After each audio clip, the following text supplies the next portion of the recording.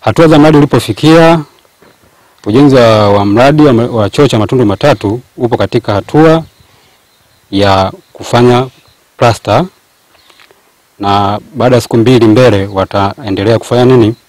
Kupaua. Mimi kama diwani wa kata hii ya Ndagoni nimeridhishwa na mwenendo wa huu mradi. Nilikuwa namwambia daktari wangu hapa, nikasema mimi hii kazi naifanya ya mwisho, sitaki tena mimi kazi ya Mafia, kwa sababu ya mtembeo wa kazi ni mbaya. Mimi naagiza mhandisi aje kukagua mradi huu kesho na pesa zao walipwe.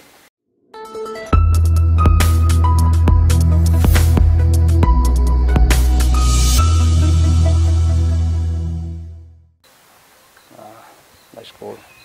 Kwa tumeanza mwezi wa 11 tarehe 28. Leo tarehe 16 na jengo lipo hatua hii. Mimi nawashukuru sana. Nawashukuru kwa kazi ambayo mlioifanya. Yaani tunaenda kuzungumzia kama mwezi mmoja tuna kitu hivi, hali ambayo mlioipiga. Lakini tumetoka kule Ndagoni jana, mwaka mmoja, vyoo matundu 11 havijaisha mpaka leo. Mwaka huo mmoja. Sasa mwezi mmoja unaona tunakwenda sasa kwenye mambo ya mapalasta pamoja na kuwezeka. Mimi nawashukuru sana.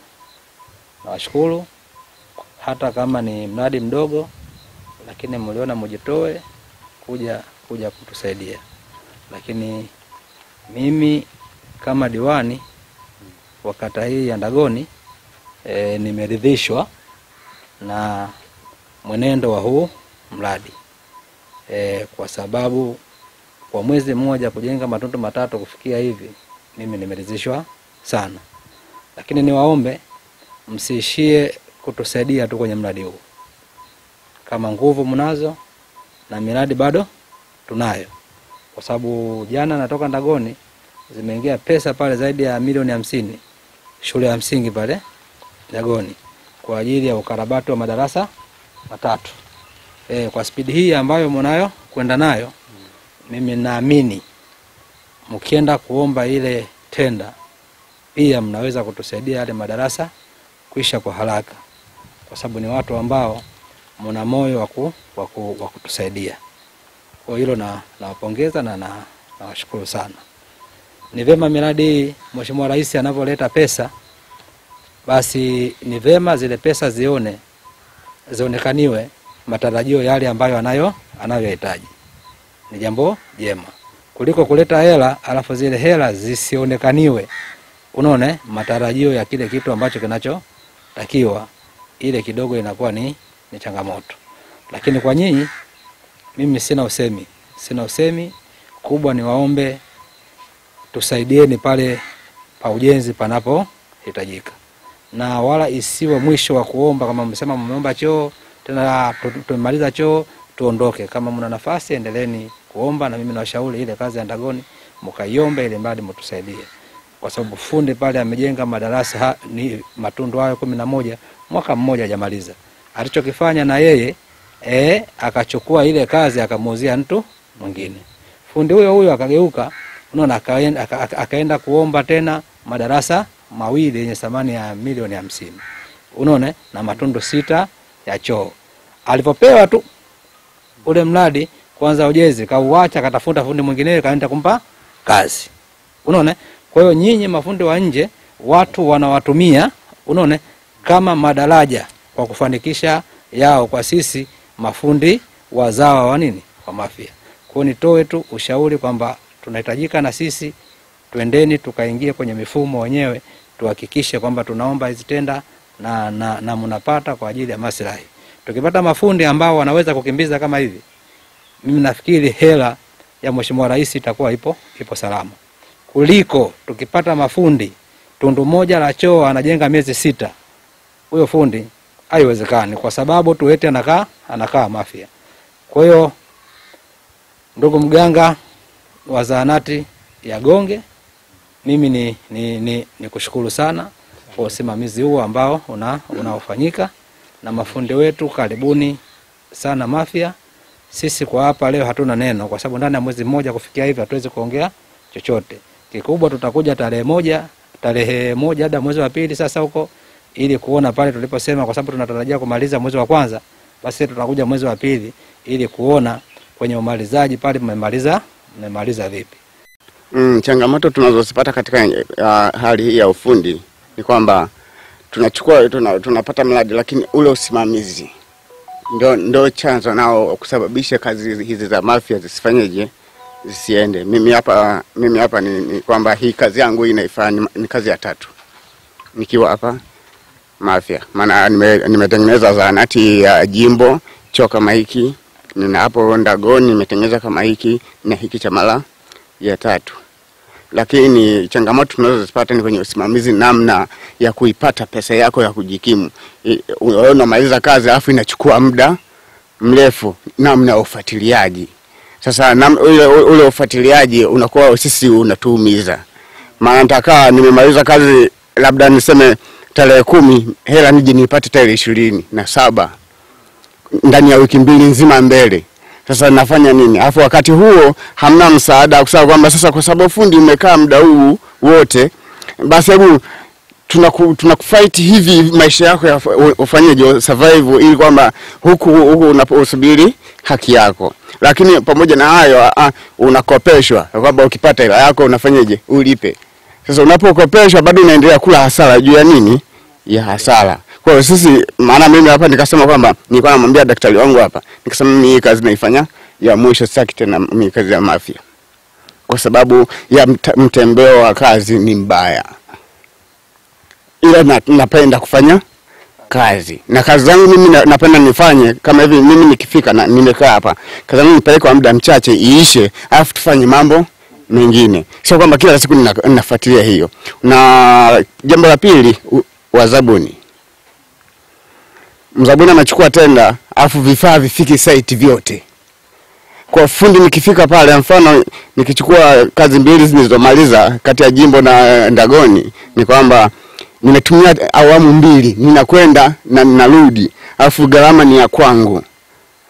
Kwa hiyo mimi sipati faida, napata nini? Hasara kwa kutembea. Maana nitoke hapa niende Dar es Salaam afu tena nirudi. Kwa hiyo natumia gharama ndefu, afu hiyo gharama silipwi mimi. Maana yake inakuwa imefanya nini? Imeniumiza mimi.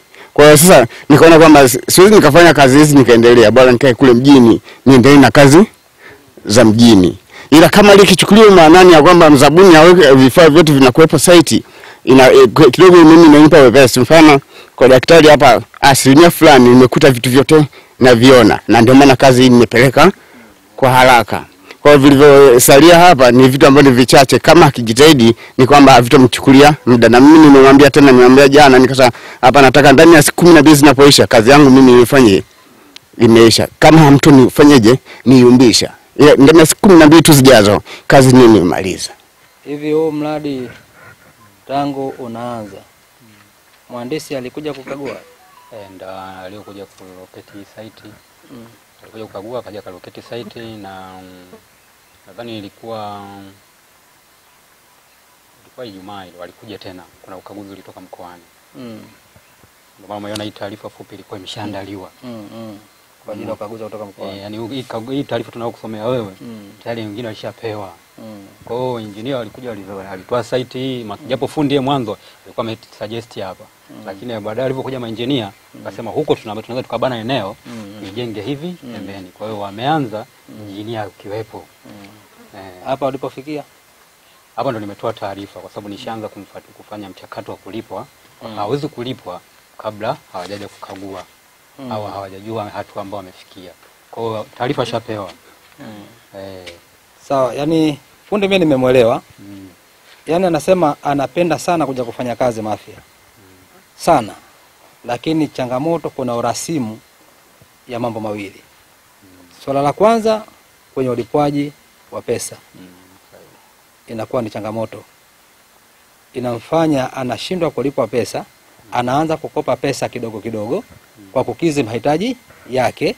Baadaye ile hela akishapewa yote inaishia kwa watu. Yeye anaondoka bila kitu chochote. Ni jambo ambalo sio sahihi, kwa sababu yeye ni mtaji wake ni nguvu zake. Kwa kama ni mtaji, ni nguvu zake, ni lazima hela yake alipe kwa nini? Kwa wakati. Unaona? Hilo ni jambo la kwanza. Lakini jambo la pili, akazungumza kwanza wazabuni wanaochukua tenda za vifaa. Unaona? Anaweza akasema nataka hiki, nataka hiki, nataka hiki. Lakini baadaye, unaona, wale wazabuni wakamletea vitu nusu. Unaona? Kwa hiyo anafanya vile nusu, vitu vikipungua inabidi afanyeje? Asubirie. Unaona? Pale anaposubiria anakuwa hana kazi na hela hana, anaenda kukopa nini? Hela tena aishi. Hatuwezi kwenda kwa misingi hii. Mimi naagiza yafuatayo. La kwanza,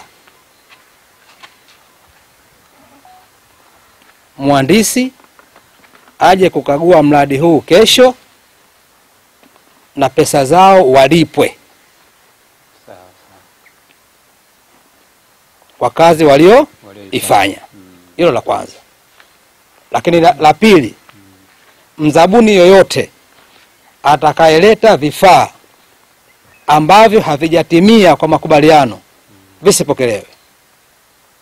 Arudishiwe mwenyewe, atafute mzabuni mwinginewe alete vifaa. La tatu, mhandisi yoyote anayekagua hii miradi ikifika siku 15 hajaja kwenye mradi na mafundi wakiwa wanaendelea kujenga, mtupe taarifa. Kwa sababu wao ndio wanawatesa hawa mafundi. Kama wangalikuwa wanakuja kukagua kwa wakati, hao hela zao wanapata kwa nini? Kwa wakati. Inachoonekaniwa ile changamoto ya Ndagoni, kumbe na wahandisi nao wamefanyaje? Wamechangia. Fundi amejenga, amemaliza, hela yake apewi, atafanyaje pale? Anaacha mradi anaondoka. Kwa hiyo tunaweza tukafukuza mafundi wengi, kumbe changamoto ni sisi wenyewe wasimamizi. Kwa hiyo mimi niseme, unaona, mhandisi aje akague mradi huu ndani ya siku 2 hizi, na watu hao walipwe nini? Pesa zao.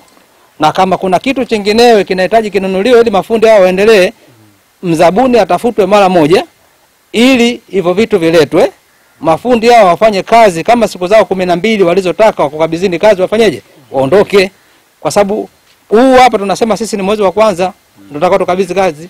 Lakini fundi anasema akipata hela ndani ya siku 12 kazi anafanyaje? Anakabidhi, kwa sababu ile kazi ni ndogo. Kile kikazi siku nyingi yeye anaathirika. Kwa sisi tukawashukuru mafundi kwa kusema ukweli. Lakini na sisi kama madiwani tunalichukua hili. Tunalichukua kwa sababu tunajua nyinyi mmekuja kwa maslahi ya kuipenda Mafia, lakini kutusaidia ndugu zenu wa Mafia. Mafundi tunao, lakini ndo hao wanakimbia miradi. Unaona? Lakini nyinyi mmejitolea, mnalala chini. Unaona? Inawezekana. Unaona bwana, hamuli chakula kilichokuwa sahihi, mnapika wenyewe pale kwenye mvua kama tunavyoona, lakini kwa maslahi ya Mafia. Kwa mimi nani mganga mkuu, unaona, wa zahanati yangu hayo matatu naomba afanyeje? Yafanyike. Ule wake tulishaanza kutekeleza na jana nimepeleka dokumenti zote. Kwa hadi sasa nadhani leo zitaingia kwa mkurugenzi. Kwa hiyo ile barua imejieleza. Tunaitaka ile hati kwa ajili ya malipo. Kwa na wenyewe kama taarifa tushawapa, sasa tunategemea kesho wanaweza wakaja kwa sababu nimepeleka jana. Leo wanaweza kaipata. Kwa hiyo tutaifanyia kazi hiyo hapo. Kama wajaja kesho kutwa nipigie simu. Sawa. Na kwa jina namba zangu. Sawa. Tunashukuru sana. Kazi njema.